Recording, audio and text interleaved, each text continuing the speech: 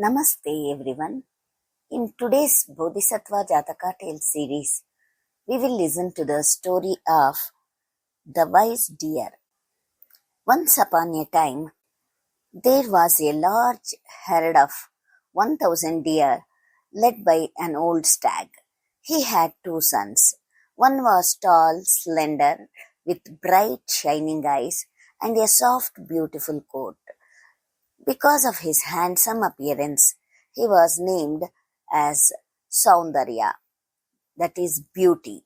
The other son was also tall and slender, but had a grey-colored coat, so he was called Grey, that is Buddhu. As the two young deer grew into adulthood, their father called them and said, "I am no longer young. I have become old and can no longer lead this large herd. You have both grown up and are capable of becoming leaders. I wish to rest now. Divide the herd into two groups of 500 deer each, and each of you lead one herd." The two sons obeyed, and the herd was divided equally. When the harvest season arrived, the farmers feared that the deer would enter their fields and eat the ripened paddy. To protect their crops, they dug deep trenches around the fields, fixed sharp wooden stakes, laid traps, and prepared to catch or kill the deer. It became a dangerous time for the deer. Knowing the dangers of the harvest season, the wise old stag called his sons and advised them, "The farmlands are unsafe now. Take your herds to the forests in the mountains.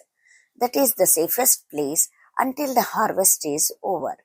Every year, the old stag had carefully led the herd to the hills and brought them back safely after the harvest, ensuring that none of the deer were injured or killed.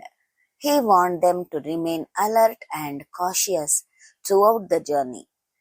Saundarya carefully followed his father's advice and prepared to travel wisely. The villagers knew that during the harvest season, the deer would migrate from the lowlands to the hills, so they hid along the usual routes with bows and arrows, waiting to hunt them. The Buddhu grey deer, however, ignored his father's advice. Instead of traveling carefully and safely, he hurried to cross the mountains. He led his herd continuously throughout the night, at dawn, and even after daylight. Because they traveled during times when they could easily be seen, the hunters spotted them and attacked. Many deer were killed, while others were badly wounded. By the time Buddhu reached the mountain forest, only a few deer from his herd remained alive. Saundarya, on the other hand, was wise and cautious. He deliberately avoided villages and places where people lived. Realizing that dawn and daylight were dangerous, he did not travel during those hours. Instead, he moved only around midnight, where people were asleep. As a result, every single deer in his herd reached the mountain forest safely without injury or loss. After the harvest season ended, both herds began their journey back to their homeland. Unfortunately, Buddhu had learned nothing from his earlier mistakes. The mountain weather was cold and he was eager to return quickly to the warm plains. Once again he ignored caution and rushed back carelessly. The hunters who were waiting along the route attacked again.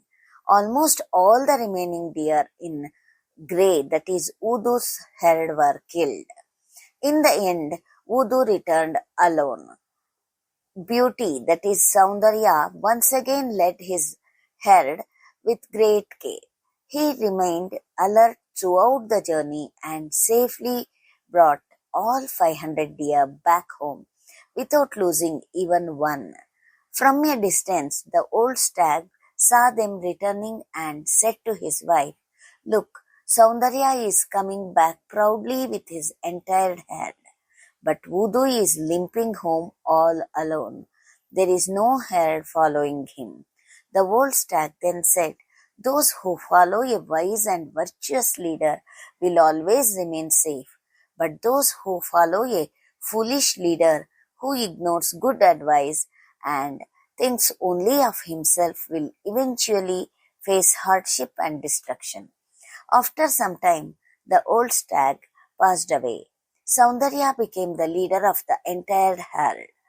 He ruled wisely for many years, protecting all the deer under his care.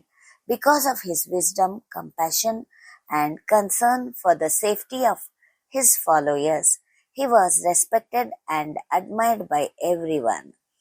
A wise leader always places the safety and well-being of those under his care above everything else. Good leadership is measured not by power, but by wisdom, foresight, and concern for the welfare of others. Thank you for listening.